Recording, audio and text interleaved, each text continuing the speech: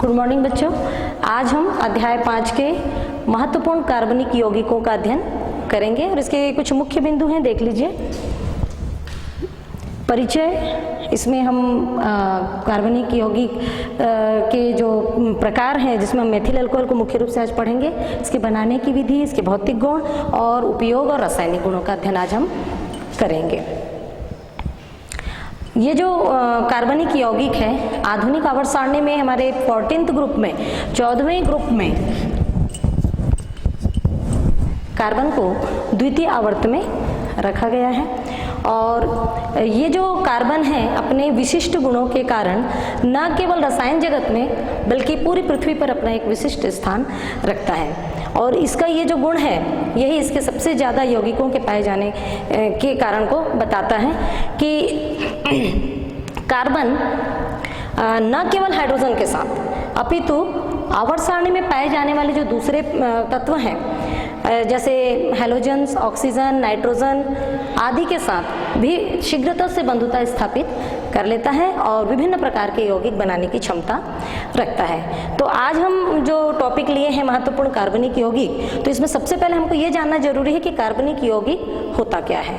तो कार्बनिक यौगिक, जैसे देखिए, कार्बनिक यौगिक होने के लिए जरूरी है कि कार्बन किसी दूसरे कार्बन के साथ एकल बंध बनाए या डबल बॉन्ड बनाए या फिर ट्रिपल बॉन्ड बनाए या फिर कार्बन के साथ हाइड्रोजन अवश्य उपस्थित रहना चाहिए, तभी उसको हम कार्बनिक यौगिक कहेंगे। जैसे मैं एक उदाहरण लिख रही हूँ, देखिए CO2 कार्बन डाइऑक्साइड, क्या ये कार्बनिक यौगिक है?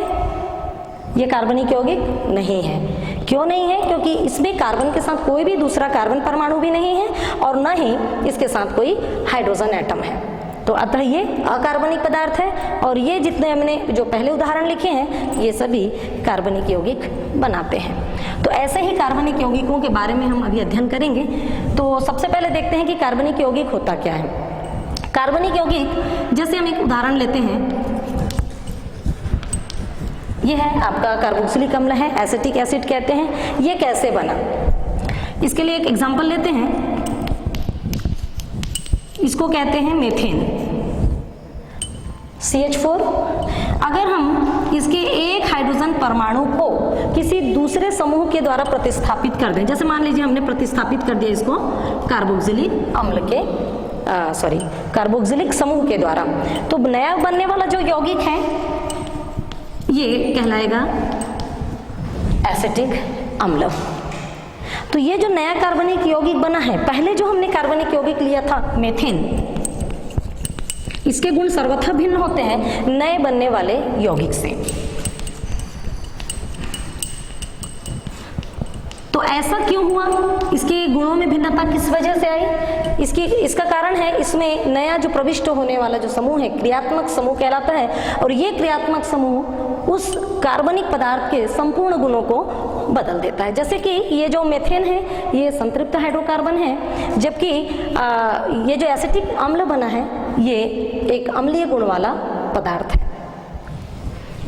अब आगे इसमें हम देखेंगे कि कार्बनिक यौगिक दो भागों से मिलके बना होता है। कार्बनिक यौगिक के मुख्य रूप से दो भाग होते हैं। कौन कौन से दो भाग? पहला होता है एल्किल भाग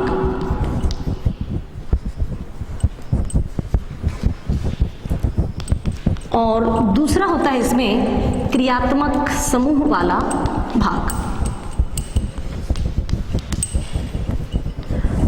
तो यहाँ पर देखिए, मैं ये जो हमने नया क्रियात्मक समूह वाला एक नया कार्बनिक यौगिक बनाया है, इसके मैं दो भाग कर रही हूँ इस प्रकार से।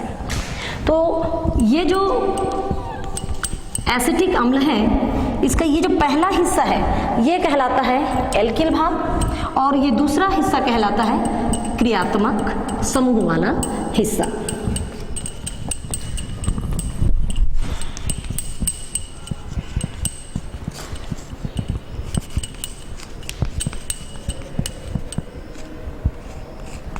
एल्किल भाग। अब ये जो दो भाग हैं, इन दोनों भागों के मिलने से एक कार्बनिक यौगिक का निर्माण होता है। और ये जो क्रियात्मक समूह है, जो मूल जो हमने यौगिक लिया था उसके गुणों में ये परिवर्तन ला देता है, और इसी वजह से ये जो नया यौगिक बनता है अपनी विशिष्ट पहचान बना लेता है। तो सबसे पहले हम देखेंगे कि ये जो एल्किल वाला भाग है, इसके कुछ उदाहरण देख लेते हैं। जैसे पहला उदाहरण देखिए, मेथिल। मेथिल कैसे बना? ये मेथेन से बना। अब कैसे बना ये भी देख लेते हैं। मेथेन का जो सूत्र होता है, मैं इसमें संरचना सूत्र लिख रही हूं, CH4, इसको हम संतृप्त हाइड्रोकार्बन कहते हैं। और इसका जो जनरल फार्मूला होता है इसको हम RH से प्रदर्शित करते हैं। आप लोग ये वाला हिस्सा जो देख रहे हैं, ये इतना हिस्सा CH3 जो मैंने लिखा है, ये R को रिप्रेजेंट करता है और ये एक हाइड्रोजन परमाणु को। तो ये जो पूरा जो संतृप्त हाइड्रोकार्बन है इसको हम RH, एक सामान्य सूत्र है, इसके द्वारा प्रदर्शित करते हैं। अगर इसमें से ये एक हाइड्रोजन यहाँ से निकल जाए तो जो बचा हुआ भाग है इसको हम एल्किल भाग कहते हैं। अब चूंकि ये मेथेन से बना है, मेथेन से एक हाइड्रोजन परमाणु के विस्थापन से बना है, तो ये जो भाग है मेथेन से प्राप्त हुआ है, इसलिए इसको कहेंगे मेथिल मूलक या मेथिल समूह। आप लोग यहाँ देख सकते हैं, ये हाइड्रोजन जब निकल जाएगा तो बचा हुआ भाग होता है R, इसको कहते हैं एल्किल। दूसरा उदाहरण लेते हैं हम एथिल मूलक का, एथिल मूलक का। इसमें हम लेते हैं एथेन, मैंने यहाँ पर अणुसूत्र लिखा है C2H6। इसमें से अगर हम एक हाइड्रोजन निकाल दें तो जो बचा हुआ भाग है वो होता है C2H5, एथिल मूलक। इसी प्रकार हम कुछ क्रियात्मक समूह के भी उदाहरण देख लेते हैं। ये हमने देखा कार्बनिक यौगिक के दो भाग होते हैं। पहला भाग एल्किल भाग कहलाता है, जिसमें हमने दो उदाहरण लिया, मेथिल, एथिल। इसके बहुत सारे समूह हैं, पूरी एक सीरीज है इनकी, methyl, ethyl, propyl, butyl, pentyl आदि। तो हम यहाँ पर केवल दो उदाहरण ले रहे हैं। अब इसमें अगला जो है क्रियात्मक समूह वाला भाग है, इसको देख लेते हैं। क्रियात्मक समूह में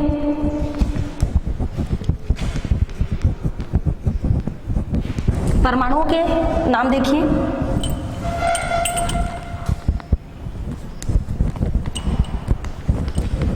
क्लोरीन, ब्रोमीन, आयोडीन। तो ये क्रियात्मक समूह के रूप में इनको संयुक्त रूप से हैलोजेंस कहा जाता है। लवण बनाने वाले तत्व हैं ये, हैलोजेंस कहते हैं। तो ये जो सदस्य हैं जब किसी यौगिक में जुड़ते हैं तो इनके नाम को हैलो कहा जाता है। हैलो मीन्स अगर क्लोरीन है तो क्लोरो हो जाएगा, ब्रोमीन है तो ब्रोमो हो जाएगा, और आयोडीन है तो आयोडो हो जाएगा। तो इसलिए यहाँ पर हम इसको ऐसा लिख सकते हैं, क्लोरो, ब्रोमो, आयोडो। इसका सामान्य सूत्र भी देख लेते हैं, इसको हम कैसे प्रदर्शित करेंगे। जैसे अगर क्लोरीन है किसी कार्बनिक यौगिक में तो उसको हम इस प्रकार प्रदर्शित करेंगे, RCl। इसी प्रकार अगर ब्रोमीन है तो RBr, और यदि आयोडीन है तो RI। इसी में दूसरा उदाहरण देखते हैं, ऑक्सीजन परमाणु लेते हैं। ऑक्सीजन परमाणु बहुत सारे क्रियात्मक समूह बनाते हैं। उदाहरण के लिए देखिए, हाइड्रोक्सिल समूह, इसी प्रकार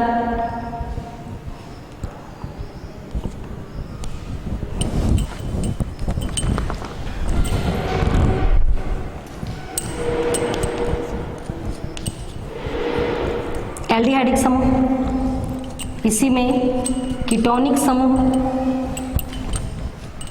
ईथर समूह और एसिड समूह, कार्बोक्सिलिक समूह कहते हैं। इसके भी कुछ सामान्य सूत्र देख लेते हैं। जैसे ये हो गया एल्कोहल, एल्किल एल्कोहल। इसी प्रकार एल्डिहाइड,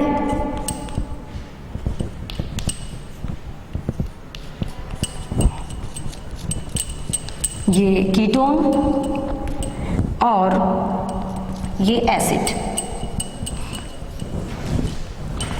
तो आप लोग देख रहे हैं कि कोई भी जो कार्बनिक यौगिक है इसके दो भाग होते हैं। एक होता है उसका एल्किल वाला भाग और दूसरा भाग होता है क्रियात्मक समूह वाला भाग। प्राचीन काल में जो मनुष्य था बहुत सारे कार्बनिक यौगिकों का इस्तेमाल किया करता था, जैसे अल्कोहल, सिरका, एल्बुमिन आदि। तो आज हम अपने इस अध्याय में सबसे पहले लेंगे अल्कोहल को। अल्कोहल क्या है देखिए, संतृप्त हाइड्रोकार्बन के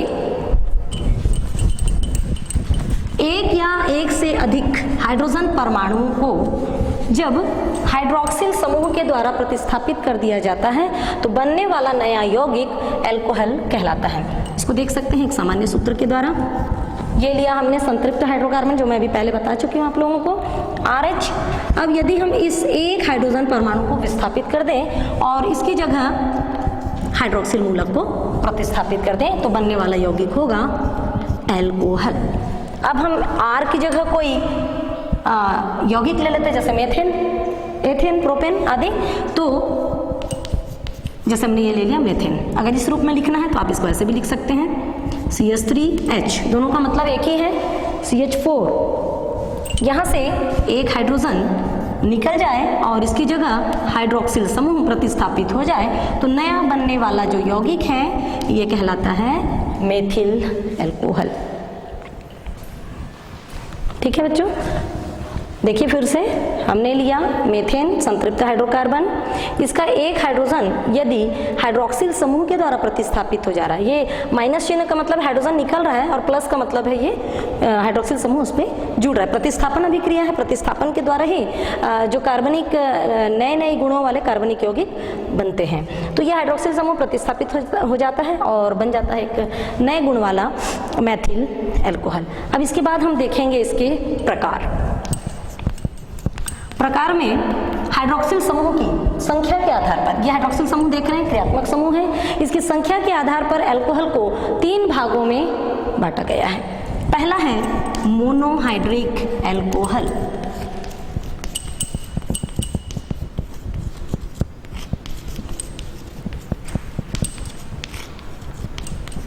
आप लोग भी लिखिए बच्चों। दूसरा डाइहाइड्रिक अल्कोहल।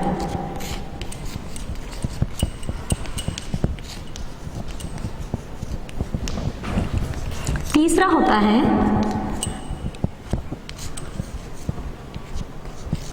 Trihydric alcohol.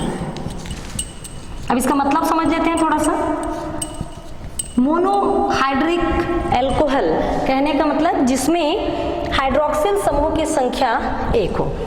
इसको आगे मैं और लिख रही हूँ, देखिए स्पष्ट हो जाएगा इससे। अब देखिए जो मोनोहाइड्रिक, मोनो का मतलब होता है 1, जिसमें हाइड्रोक्सिल समूह की संख्या हो उस यौगिक में केवल 1, वो मोनोहाइड्रिक अल्कोहल कहलाएगा। इसके एग्जाम्पल देख सकते हैं, मेथिल अल्कोहल, एथिल अल्कोहल। आप लोग इसमें देख रहे हैं स्पष्ट रूप से इन दोनों यौगिकों में अलग अलग हाइड्रोक्सिल समूह की संख्या केवल 1 है, इसलिए ये किसके अंतर्गत रखे गए हैं? मोनोहाइड्रिक अल्कोहल्स के अंतर्गत रखे गए हैं। दूसरा जो टाइप है डाइहाइड्रिक अल्कोहल्स का, इसमें हाइड्रोक्सिल समूहों की जो संख्या है ये 2 होती है। डाई का मतलब होता है 2। इसका एग्जाम्पल देखिए, CH2OH, CH2OH, इसका नाम है एथिलीन ग्लाइकॉल। Ethylene glycol. आप लोग इसमें देख सकते हैं कि हाइड्रोक्सिल समूह की संख्या एक ही यौगिक में 2 है, इसलिए ये कौन से प्रकार का अल्कोहल कहलाएगा? डाइहाइड्रिक अल्कोहल कहलाएगा। तीसरा प्रकार है ट्राइहाइड्रिक अल्कोहल का, इसमें हाइड्रोक्सिल समूह की संख्या होती है 3। इसका एक एग्जाम्पल लेते हैं, ग्लिसरॉल। मैं इसको यहाँ पर बना रही हूँ बच्चों, कंफ्यूज नहीं होंगे। ये मैंने यहाँ लिखा 3, इसका एग्जाम्पल यहाँ CH2OH, CHOH, CH2OH। अब आप लोग इसमें देख सकते हैं कि यौगिक एक ही है, लेकिन इसमें जो हाइड्रोक्सिल समूह है इसकी संख्या आप लोग देख सकते हैं 1 2 3 है। तो इसको हम किसके अंतर्गत रखेंगे? ट्राइहाइड्रिक अल्कोहल्स के अंतर्गत। तो ये हो गया प्रकार। एक बार फिर से देख सकते हैं, जो अल्कोहल्स होते हैं संतृप्त हाइड्रोकार्बन के एक या एक से अधिक हाइड्रोजन परमाणुओं को विस्थापित करने से बनते हैं, और ये जो अल्कोहल्स हैं इनको को इनमें उपस्थित हाइड्रोक्सिल समूह की संख्या के आधार पर 3 भागों में बांटा गया है, मोनोहाइड्रिक एल्कोहल्स, डाईहाइड्रिक एल्कोहल्स और ट्राईहाइड्रिक एल्कोहल्स। इसके एग्जाम्पल हम लोगों ने देखा, जिसमें हाइड्रोक्सिल समूह की संख्या केवल 1 हो उसे मोनोहाइड्रिक एल्कोहल कहते हैं। इसका उदाहरण है मेथिल अल्कोहल और एथिल अल्कोहल। इसी प्रकार डाईहाइड्रिक एल्कोहल में हाइड्रोक्सिल समूह की संख्या होती है 2 और इसका उदाहरण लिया हमने एथिलीन ग्लाइकॉल। तीसरा देखिए ट्राईहाइड्रिक एल्कोहल में जो हाइड्रोक्सिल समूह की संख्या होती है 3 और इसका एग्जाम्पल हमने लिया ग्लिसरॉल। चलिए आगे देखते हैं।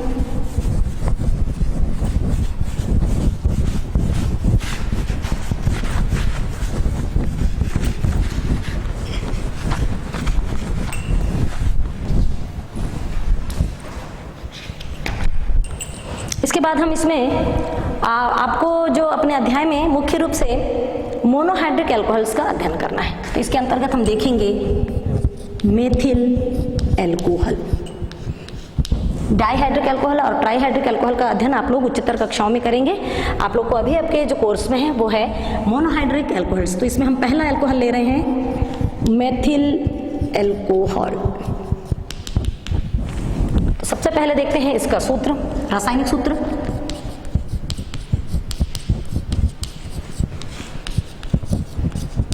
इसका रासायनिक सूत्र होता है CH3OH। इसका संरचना सूत्र देखिए, इसका संरचना सूत्र में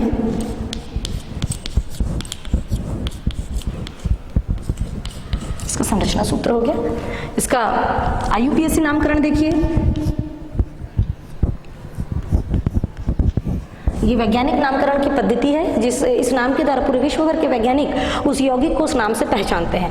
IUPAC इसका फुल फॉर्म होता है international unit for pure and applied chemistry. तो IUPAC ये तो साधारण नाम हो गया जिसमें मेथिल एल्कोहल कहते हैं हम, इसका साधारण नाम है, लेकिन इसका जो इंटरनेशनल जो नाम है वो है मेथेनॉल। मेथेनॉल इसका सामान्य सूत्र, सामान्य सूत्र कहने का मतलब इस सूत्र के द्वारा इस श्रेणी के जितने भी सदस्य हैं, सजातीय श्रेणी कहते हैं, जैसे मेथिल अल्कोहल के बाद अगला है एथिल अल्कोहल, फिर प्रोपिल अल्कोहल, फिर ब्यूटिल अल्कोहल। तो इस श्रेणी के सभी सदस्यों का सूत्र हम इस सूत्र में मान रख के ज्ञात कर सकते हैं। तो देखिए इसका सामान्य सूत्र होता है CnH2n+1OH। अभी आप कैसे ज्ञात करेंगे ये देख सकते हैं। जैसे n बराबर कोई भी पूर्णांक संख्या हो सकती है शून्य को छोड़कर, तो जैसे अगर हम n = 1 रखते हैं तो हमको किस यौगिक का सूत्र मिलेगा ये देख लीजिए। ये हो जाएगा n की जगह 1, H2 2n है तो n की जगह फिर रखेंगे 1, तो 2 × 1 + 1OH। अब इसको पूरा हल करेंगे तो हमको क्या मिलेगा, C 2 एकम 2 और 3 CH3OH। ये मेथिल अल्कोहल का सूत्र बन गया। इसी प्रकार एक उदाहरण और ले लीजिए। जैसे अगर हम n बराबर 2 रखते हैं तो यहाँ पर n की जगह आ जाएगा 2, 2 दूनी 4 और 1 5, ये 2 × 2 + 1OH करेंगे हम। इसको हल करने पर ये आएगा हमको C2 2 दूनी 4 और 1 5 H5OH। ये हो गया एथिल अल्कोहल का सूत्र। तो ये जो सामान्य सूत्र है इस परिवार के सजातीय श्रेणी के किसी भी सदस्य का अगर हमको आणविक सूत्र निकालना है तो वो संख्या रख के n बराबर मान रख के 1 2 3 4 हम उस समूह के सदस्यों का अणु सूत्र लिख सकते हैं।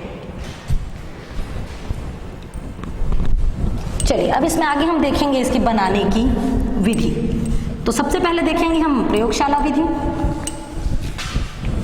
प्रयोगशाला विधि में मेथिल अल्कोहल को एल्किल हैलाइड के जल अपघटन द्वारा बनाया जाता है। एल्किल हैलाइड मतलब क्या है, जैसे मैंने अभी आप लोग को जब क्रियात्मक समूह बताया था तो एक उदाहरण लिखा था RCl।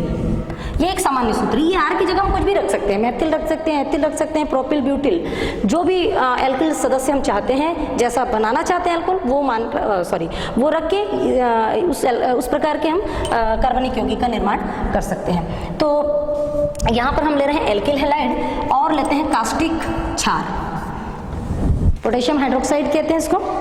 इसके साथ जलीय माध्यम में क्रिया होती है, जलीय माध्यम में क्रिया करवाते हैं तो ये पोटेशियम क्लोराइड बन के अलग हो जाता है और हमको अल्कोहल प्राप्त हो जाता है।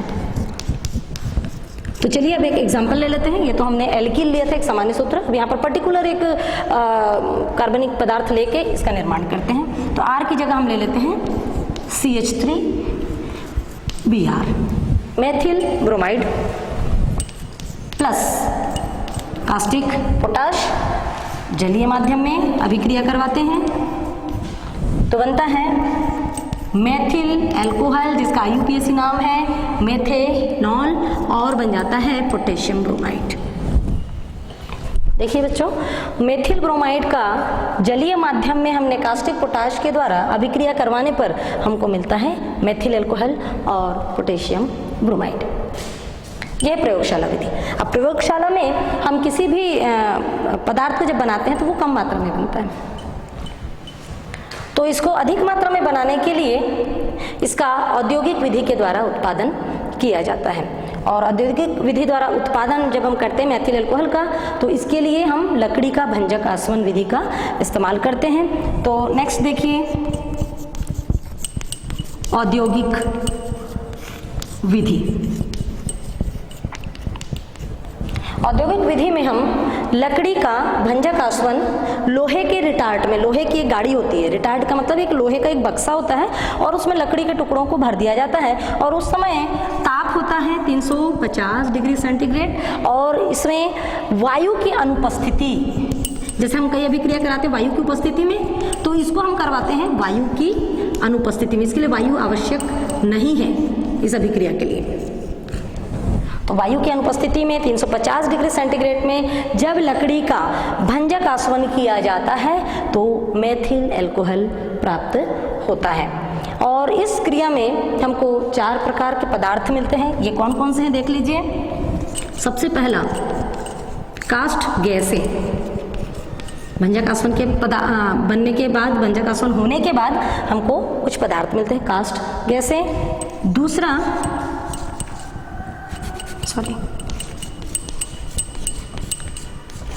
पायरोलिग्नियस अम्ल, पायरोलिग्नियस अम्ल। तीसरा कास्ट टार, टार कहने का मतलब आप लोग जानते होंगे, डामर बोलते हैं ना, तारकोल, वो मिलता है कास्ट टार। और चौथा पदार्थ है कास्ट कोयला, चारकोल जिसे कहते हैं, कोयला, वो प्राप्त होता है।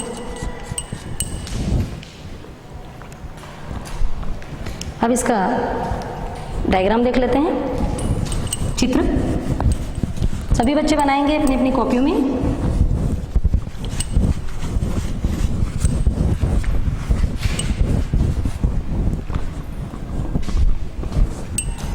देखिए, हमने क्या कहा था, लकड़ी को एक लोहे की गाड़ी कह सकते हैं, इसको रिटार्ट, इसमें हम लकड़ी के टुकड़े भर देते हैं इस प्रकार से।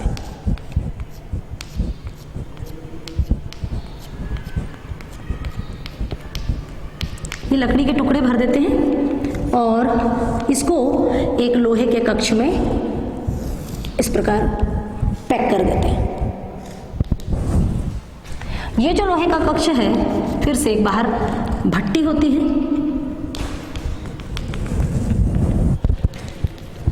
इस भट्टी में इसको डाल दिया जाता है। ये भट्टी है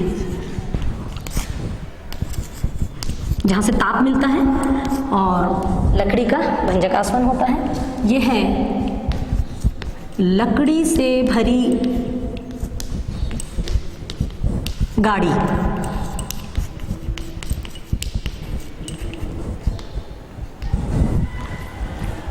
ये है लोहे का कक्ष, चैम्बर, जहां पर हमने लकड़ी की से भरी हुई गाड़ी को रख दिया है।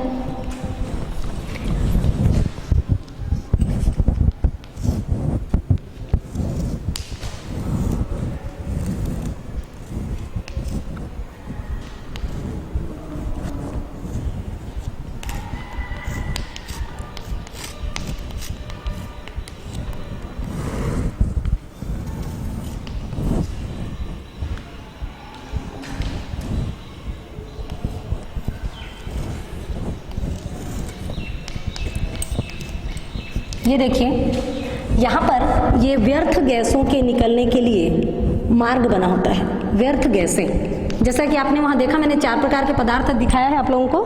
कास्ट गैसें, तो ये जो गैस बनती है, जैसे हम लकड़ी जलाते हैं तो carbon monoxide, carbon dioxide gas जो बनती है वो इस मार्ग से बाहर निकल जाती हैं। और ये एक अलग से एक मार्ग बना हुआ, यहाँ पर एक कीप लगा हुआ है। और इस चित्र को देखिए, मैं आगे कंटिन्यू कर देती हूँ। ये देख सकते हैं आप लोग, ये हमने पदार्थ यहाँ से आगे भेजते हैं। ये कीप के द्वारा होता हुआ एक अलग से एक पात्र होता है, यहाँ पर इकट्ठा कर लिया जाता है। नीचे में इस पात्र के सबसे नीचे वाले हिस्से में कास्ट टार जमा हो जाता है। भारी होने की वजह से नीचे ये जम जाता है, बैठ जाता है, और ऊपर में एक हल्की द्रव तैरती रहती है। इस द्रव को कहते हैं पायरो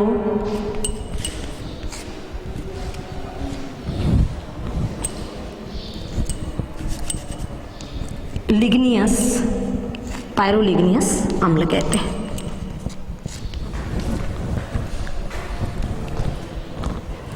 एक बार फिर से देख लीजिए, लोहे के डार्ट में हमने लकड़ी भर के उसको लोहे के कक्ष में डाला, नीचे से भट्टी से ताप उसको मिल रहा है, और इस प्रकार 350 डिग्री ताप पर वायु के अनुपस्थिति में लकड़ी का भंजक आसवन होता है, और इससे कुछ पदार्थ उत्पन्न होते हैं, व्यर्थ गैसें जो है बाहर निकल जाती हैं, और जो पदार्थ मिलता है एक वो पात्र में इकट्ठा कर लिया जाता है। नीचे सबसे नीचे में जमा होता है कास्ट टार, जिसको हम तारकोल या डामर कहते हैं, और इसके ऊपर एक हल्का सा द्रव तैरता रहता है, जिसको हम पायरोलिग्नियस अम्ल कहते हैं।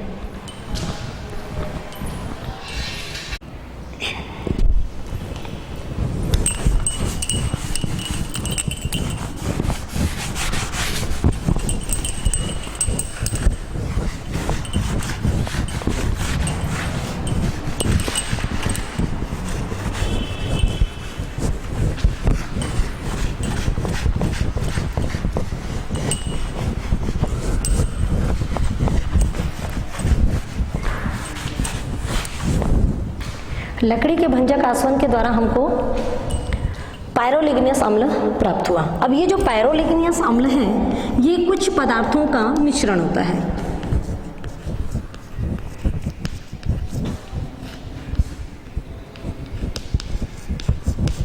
कौन कौन से पदार्थ होते हैं इसमें देखिए,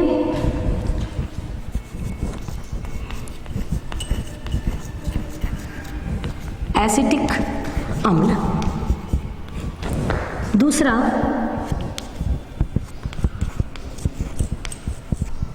मेथिल एल्कोहल, तीसरा एसीटोन। सभी कार्बनिक पदार्थ हैं और महत्वपूर्ण उपयोग है इनके। तो ये जो तीनों पदार्थ हमको मिले हैं, ये आपस में मिश्रित अवस्था में रहते हैं। जैसा मैंने देखा भी चित्र में कि जो कास्ट टार है उसके ऊपर एक हल्का द्रव तैरता रहता है, और उस द्रव में ये 3 पदार्थों का मिश्रण होता है। तो देख लेते हैं इसका प्रतिशत मात्रा। एसिटिक अम्ल जो है 8 से 10% मात्रा इसकी उपस्थित होती है कुल पायरोलिग्नियस एसिड में। मेथिल अल्कोहल की प्रतिशत मात्रा होती है 3 से 4%, और एसीटोन की प्रतिशत मात्रा होती है 5 से 10%। तो हमको क्या चाहिए? मेथिल अल्कोहल, क्योंकि हमने मेथिल अल्कोहल प्राप्त करने के लिए लकड़ी का भंजक आसवन किया था। तो मेथिल अल्कोहल को अब इस मिश्रण से हम कैसे अलग करेंगे? तो इसके लिए हम क्या करते हैं, ये जो पायरोलिग्नियस अम्ल है, मैं शॉर्ट में लिख रही हूँ पायरोलिग्नियस अम्ल, इसमें हम डाल देते हैं चूने का पानी, चूने का पानी मिला देते हैं। तो क्या होता है, चूने का पानी डालने से, चूने का पानी मतलब इसका रासायनिक सूत्र क्या है? Calcium hydroxide.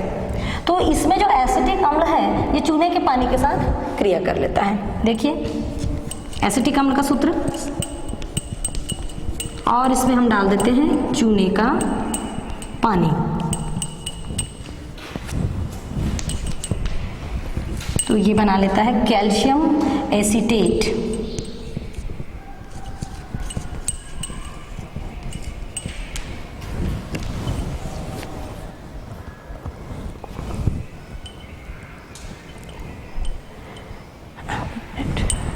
ये थोड़ा सा गलत हो गया।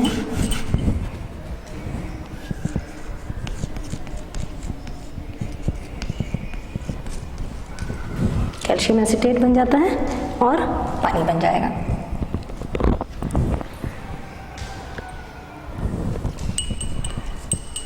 ये पानी बन जाता है।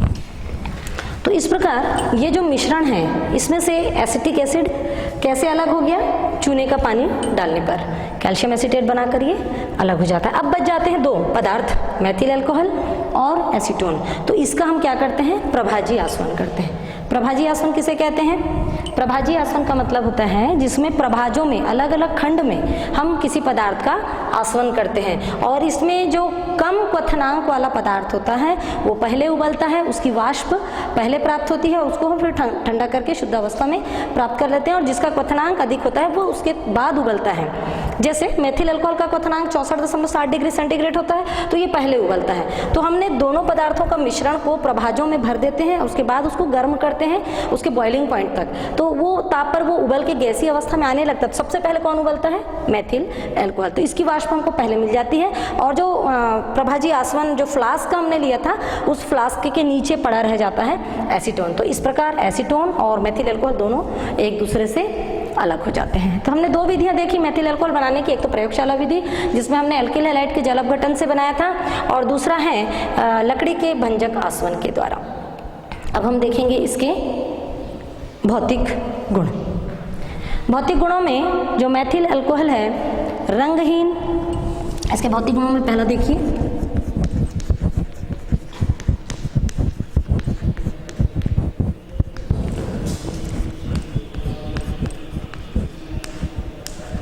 रंगहीन, अल्कोहलिक गंध जैसी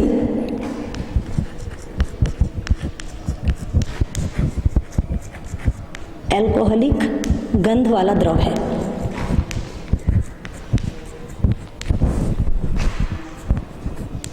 रंगहीन मतलब इसका कोई रंग नहीं, जैसे पानी होता है ऐसे ये भी कलरलेस होता है और इसमें अल्कोहलिक गंध वाला कहने का मतलब जैसे अल्कोहलों की एक विशिष्ट गंध होती है वो गंध इसमें पाई जाती है।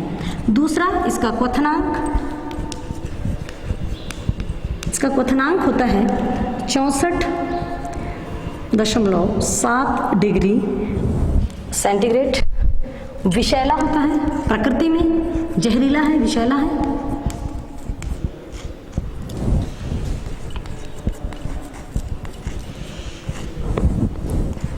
और ये जल और अन्य कार्बनिक विलायकों में घुलनशील होता है, विलेय होता है, आसानी से घुल जाता है। देखिए एक बार फिर से, मेथिल अल्कोहल के भौतिक गुणों में ये रंगहीन अल्कोहलिक गंध वाला द्रव होता है, द्रव तरल अवस्था में होता है। क्वथनांक 64.7 डिग्री सेंटीग्रेड ताप पर उबलता है। क्वथनांक क्या है आप लोग जानते हैं, वो बिंदु, वो ताप जिस पर कोई पदार्थ उबलने लगता है, या कहें कि कोई द्रव या ठोस अपने पहली अवस्था को छोड़कर या एक स्थान से दूसरे स्थान पर जाने लगता है। फिर से देखिए एक बार, क्वथनांक वो बिंदु है किसी पदार्थ का जिस ताप पर वो उबलने लगता है और उस समय उसके वाष्प दाब का जो मान है वो वायुमंडलीय दाब के बराबर हो जाता है। तो ये इसका क्वथनांक है 64.7 डिग्री सेंटीग्रेड। इसकी प्रकृति विषैली होती है, जहरीला होता है ये, और घुलनशील मतलब जल में और अन्य कार्बनिक विलायकों में आसानी से ये घुल जाता है। अब देखते हैं इसके रासायनिक गुण। मेथिल अल्कोहल के रासायनिक गुणों के अंतर्गत हम देखेंगे धातुओं से क्रिया।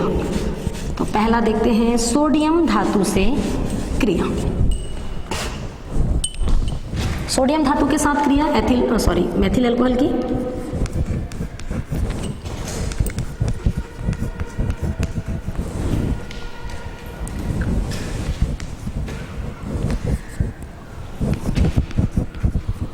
सोडियम धातु से क्रिया करके ये बनाता है सोडियम मेथॉक्साइड। इसको कहते हैं सोडियम मेथॉक्सी। ये जो CH3O समूह जो देख रहे हैं इसको मेथॉक्सी समूह कहा जाता है। तो इसका पूरा नाम होगा सोडियम मेथॉक्साइड और बन जाता है हाइड्रोजन गैस उत्पन्न होती है।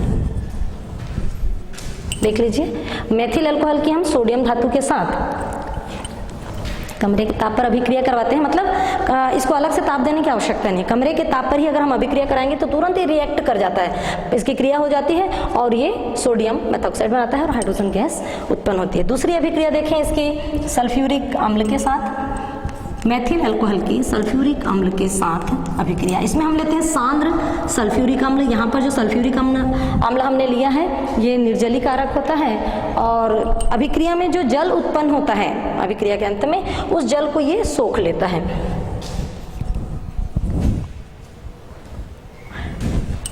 इसके 2 अणु लेंगे हम और ये बन जाएगा आपका डाइमेथिल ईथर। पानी और अभिक्रिया के अंत में H2SO4 अपरिवर्तित बचा रहता है, क्योंकि यहाँ पर जो H2SO4 हमने लिया है ये उत्प्रेरक का काम कर रहा है और उत्प्रेरक की विशेषता क्या होती है, किसी रासायनिक अभिक्रिया की दर को बढ़ा देते हैं और अभिक्रिया के अंत में स्वयं अपरिवर्तित बचे रहते हैं। तो देखिए एक बार, मेथिल अल्कोहल के 2 अणु लिया हमने सांद्र H2SO4 से, यहाँ पर लिख देते हैं सांद्र H2SO4 से इसकी अभिक्रिया करवाते हैं। ये एक निर्जलीकारक है सल्फ्यूरिक अम्ल और इससे हमको मिलता है डाइमेथिल ईथर, पानी बनता है और H2SO4 फिर से मुक्त हो जाता है। इसके बाद देखेंगे अगले रासायनिक गुणों में एसिटिक अम्ल के साथ क्रिया। मेथिल अल्कोहल की एसिटिक अम्ल के साथ अभिक्रिया। ये मेथिल अल्कोहल, ये एसिटिक अम्ल, देख लीजिए एसिटिक अम्ल, इसके साथ क्रिया करके ये बनाता है मेथिल एसीटेट, CH3COO CH3 और जल का एक अणु बन जाता है। इसका रासायनिक नाम है मेथिल एसीटेट और इसी को कहते हैं एस्टर। ये 3 इसके रासायनिक गुण का अध्ययन हमको इस अध्याय में करना था।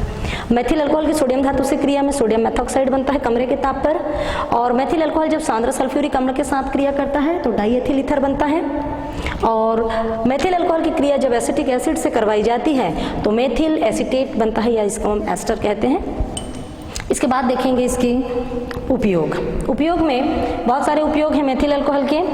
तो पहला उपयोग है इसका विलायक के रूप में। बहुत सारी अभिक्रियाओं में विलायक के रूप में इसका उपयोग किया जाता है घोलने के लिए कुछ पदार्थों को। कुछ पदार्थ कार्बनिक पदार्थ ऐसे होते हैं जो जल में नहीं घुलते हैं, उनको घोलने के लिए विलायक के रूप में इसका इस्तेमाल किया जाता है। दूसरा, ये फॉर्मेल्डिहाइड, फॉर्मिक एसिड जैसे कुछ कार्बनिक महत्वपूर्ण कार्बनिक यौगिकों के निर्माण में भी उपयोग में लाया जाता है और इसका उपयोग एंटी फ्रीजिंग पदार्थ के रूप में मोटर गाड़ियों के रेडिएटर में किया जाता है।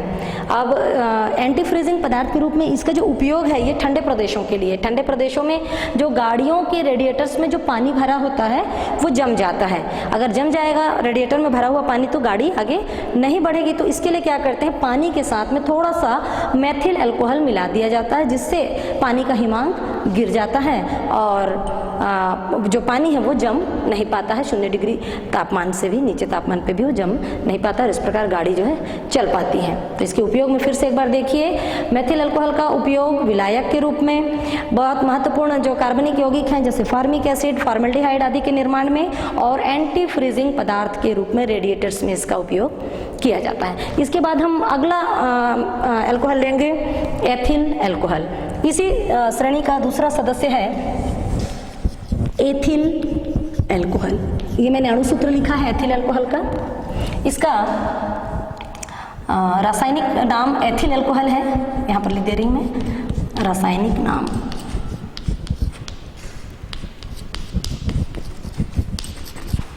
Ethyl alcohol.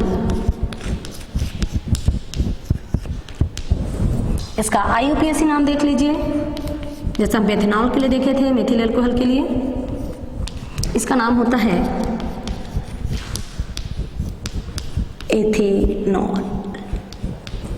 इसका भी सामान्य सूत्र, जिस सूत्र के द्वारा हमने मेथिल अल्कोहल को प्रकट किया है वही सूत्र, क्योंकि इस श्रेणी के सभी सदस्यों के लिए वही सूत्र इस्तेमाल होता है जिसके द्वारा हम उसके अणुसूत्र को ज्ञात कर सकते हैं। CnH2n+1OH। इसका संरचना सूत्र देख लीजिए।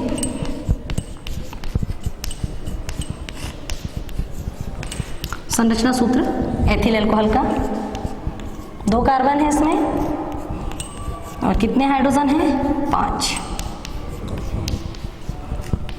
ये इसका संरचना सूत्र है।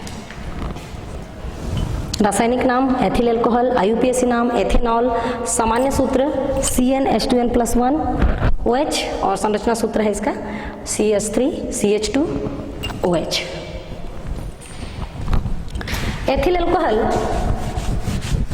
प्राचीन काल में आप लोगों ने सुना होगा सोमरस अल्कोहल उसका मुख्य घटक था एथिल अल्कोहल, जो पेय पदार्थ के रूप में इस्तेमाल किया जाता था। तो वो जो सोमरस है, जो वेदों में वर्णित है सोमरस, उसका मुख्य अवयव जो था एथिल अल्कोहल था। तो आइए देखते हैं इसके बनाने की प्रयोगशाला विधि। प्रयोगशाला विधि में वही विधि जैसा हमने मेथिल अल्कोहल के लिए देखा है, एल्किल हैलाइड के जल अपघटन के द्वारा। तो देखते हैं, इसमें हम ले लेते हैं एल्किल हैलाइड के रूप में एथिल क्लोराइड, और इसमें हम लेते हैं कास्टिक क्षार KOH, और जलीय माध्यम में हो रहा है चूंकि अपघटन, तो ये बनाता है C2H5OH plus KCl potassium chloride, और ये बन जाता है एथिल अल्कोहल। इसी प्रकार आप दूसरा हैलाइड भी ले सकते हैं, क्लोरीन की जगह ब्रोमीन भी ले सकते हैं, C2H5Br plus caustic potash, potassium hydroxide, जलीय माध्यम में अभिक्रिया करवाते हैं तो बनता है C2H5OH plus KBr potassium bromide. ये प्रयोगशाला विधि है। और औद्योगिक पैमाने पर इसका उत्पादन, अब औद्योगिक पैमाने पर उत्पादन क्यों किया जाता है? क्योंकि हमको जब उसकी बहुत अधिक मात्रा में जब आवश्यकता पड़ती है, उसकी उपयोगिता को देखते हुए, तो हमको उसका औद्योगिक पैमाने पर उत्पादन करना पड़ता है। तो औद्योगिक उत्पादन के लिए किण्वन की विधि सबसे ज़्यादा प्रचलित है, और ये पुराने समय से इस प्रक्रिया का इस्तेमाल किया जाता रहा है। किण्वन को हम क्या साधारण बोलचाल की भाषा में क्या कह देते हैं? सड़ाने की प्रक्रिया, किण्वन। तो देखते हैं इसकी परिभाषा। किण्वन जटिल कार्बनिक पदार्थों का एंजाइम्स की उपस्थिति में सरल कार्बनिक पदार्थों में धीमी गति से होने वाला विघटन किण्वन कहलाता है। एक बार फिर से नोट कर लीजिए, जटिल कार्बनिक पदार्थों का एंजाइम्स की उपस्थिति में सरल कार्बनिक पदार्थों में धीमी गति के द्वारा विघटन किण्वन कहलाता है। एक्चुअल में ये फर्मेंटेशन, इसको इंग्लिश में कहते हैं फर्मेंटेशन प्रोसेस। ग्रीक भाषा के शब्द से बना है। ग्रीक भाषा में फर्मा का मतलब होता था, फर्मा मीन्स टू बॉइल, मतलब जिस पात्र में किण्वन की प्रक्रिया करवाई जाती थी उस पात्र से कार्बन डाइऑक्साइड गैस बहुत अधिक मात्रा में उत्पन्न होती है किण्वन की प्रक्रिया के द्वारा। तो दूर से देखने पर वो ऐसा लगता था कि पात्र में कोई कोई पदार्थ उबल रहा है, तो उसी नाम के आधार पर इसका नाम रखा गया फर्मेंटेशन प्रोसेस। आगे इसमें देखेंगे हम एथिल अल्कोहल बनाने के लिए फर्मेंटेशन प्रोसेस के द्वारा, तो इसमें कुछ एंजाइम्स की आवश्यकता पड़ती है। एंजाइम्स जो होते हैं प्रोटीन युक्त पदार्थ होते हैं। तो दो प्रकार के एंजाइम्स की आवश्यकता हमको आवश्यकता पड़ती है जब हम एथिल अल्कोहल का निर्माण करते हैं। एक तो मिलता है हमको ईस्ट से, ईस्ट खमीर कहते हैं हिंदी में, फफूंद है एक प्रकार का, और दूसरा हमको मिलता है जौ से, अन्न है एक प्रकार का जौ। तो ईस्ट से प्राप्त होने वाले एंजाइम कौन कौन से? देखिए इसमें शॉर्ट में आप इसका नाम याद कर सकते हैं, जिम, ZIM, ऐसा नाम याद रखेंगे शॉर्ट फॉर्म में, तो क्या है आपको परीक्षा में भूलने की गुंजाइश नहीं रहेगी। इसका देखिए पूरा मैं लिख रही हूँ। Z से होता है जाइमेज, जाइमेज। I से इनवर्टेज, इनवर्टेज, और M से माल्टेज,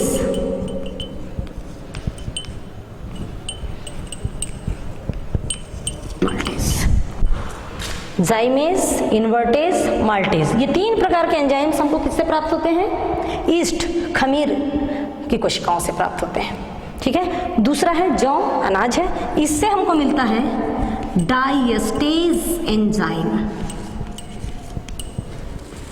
डायस्टेज एंजाइम। ठीक है, आगे देखते हैं।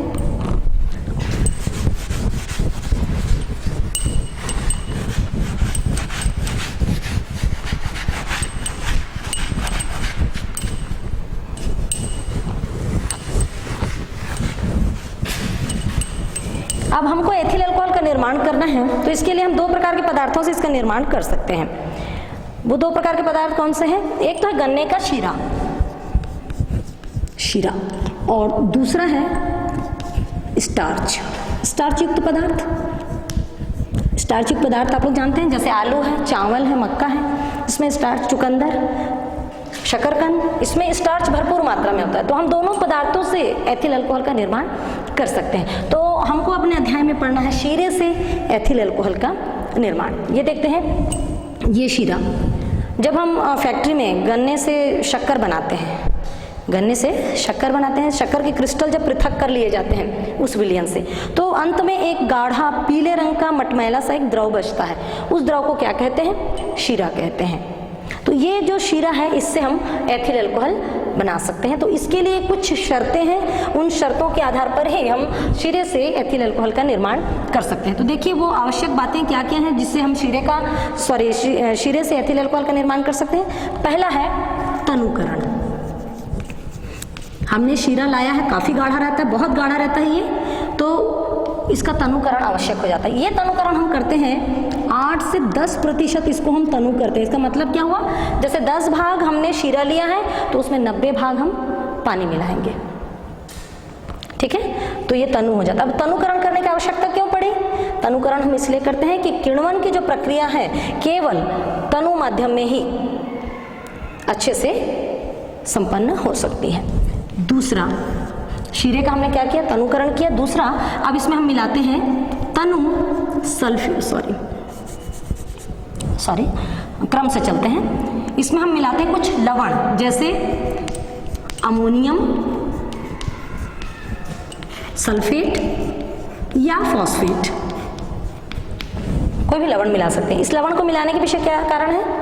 इस लवण को मिलाने से ये जो ईस्ट जब हम डालेंगे तो वो ईस्ट इस लवण को भोजन के रूप में ग्रहण करता है। कहने का मतलब है इसके उपस्थिति में ईस्ट की वृद्धि अच्छे से होती है और किण्वन की प्रक्रिया सुचारू रूप से जारी रहती है। तीसरा पदार्थ इसमें हम मिलाते हैं तनु सल्फ्यूरिक अम्ल। तनु सल्फ्यूरिक अम्ल का कार्य क्या है? इसमें इस विलयन में तनु सल्फ्यूरिक अम्ल की कुछ मात्रा डालने से जो हानिकारक बैक्टीरिया वहां पर उत्पन्न हो जाते हैं, जो किण्वन की प्रक्रिया में बाधा उत्पन्न कर सकते हैं, उन जीवाणुओं को नष्ट करने के लिए हम थोड़ी सी मात्रा तनु H2SO4 की डाल देते हैं। इसके बाद अंत में हम मिलाते हैं ईस्ट का 5% विलयन। ईस्ट को अच्छे से कुचल के, पीस कर कहना चाहिए, पानी में मिला देते हैं। 5 भाग ईस्ट में 95 भाग पानी मिला के उसका विलयन होता है, उसको छान लेते हैं और जो एक्सट्रैक्ट होता है उसको हम इस गन्ने के शीरे वाले विलयन में डाल देते हैं। अब ये पूरा मिक्स हो गया, सारा चीज़ तनु विलयन हो गया। 8 से 10% तनु कर लिया हमने गन्ने के शीरे को। फिर उसमें अमोनियम सल्फेट मिलाया जो जीवाणुओं के भोजन का, ईस्ट के भोजन का काम करता है। फिर हानिकारक बैक्टीरिया को मारने के लिए हमने तनु सल्फ्यूरिक अम्ल डाला और ईस्ट का 5% विलयन डालते हैं। और ये जो पूरा विलयन है इसको बड़ी बड़ी टंकियों में भरकर 25 से, देख लीजिए, 25 से 30 डिग्री सेंटीग्रेड तापक्रम पर 2 से 3 दिन के लिए इसको छोड़ देते हैं। अब इसमें जो है किण्वन की प्रक्रिया स्टार्ट हो जाती है। अब यहाँ पर हमने क्यों लिखा 25 से 30 डिग्री सेंटीग्रेड? ये वो ताप है जिस पर ईस्ट जीवित रह पाते हैं। अगर इससे अधिक होगा ताप तो भी वो सुचारू रूप से काम नहीं कर पाएगा और इससे कम होगा तो भी नहीं कर पाएगा। तो एक उपयुक्त ताप जो होता है किण्वन की प्रक्रिया के लिए वो होता है 25 से 30 डिग्री सेंटीग्रेड। इस ताप पर किण्वन की प्रक्रिया सुचारू रूप से होती है और 2 से 3 दिन के बाद हमको मिलता है एथिल अल्कोहल।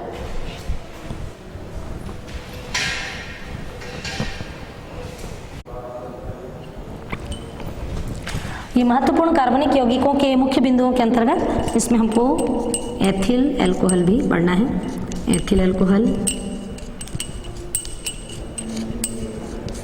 इसके बनाने की प्रयोगशाला विधि,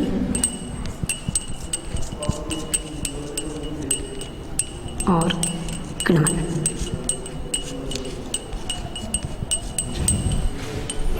तो इस प्रकार शीरे के इस विलयन को 2 से 3 दिन तक छोड़ देते हैं और किण्वन की प्रक्रिया जो है 2 से 3 दिनों में पूर्ण हो जाती है। और इस प्रकार ये जो क्रिया है ये 2 चरणों में पूर्ण होती है। अल्कोहल बनने की क्रिया 2 चरणों में पूर्ण होती है और इस प्रकार जो हमको विलयन प्राप्त होता है वो उसमें जो अल्कोहल की प्रतिशत मात्रा है ये होती है 10%। 10% अल्कोहल इसमें उपस्थित होता है और ये जो विलयन हमको मिलता है इसको कहते हैं वाश। वास्तव में ये अनासुत मदिरा है, अनडिस्टिल्ड है, अशुद्ध है। धन्यवाद बच्चों।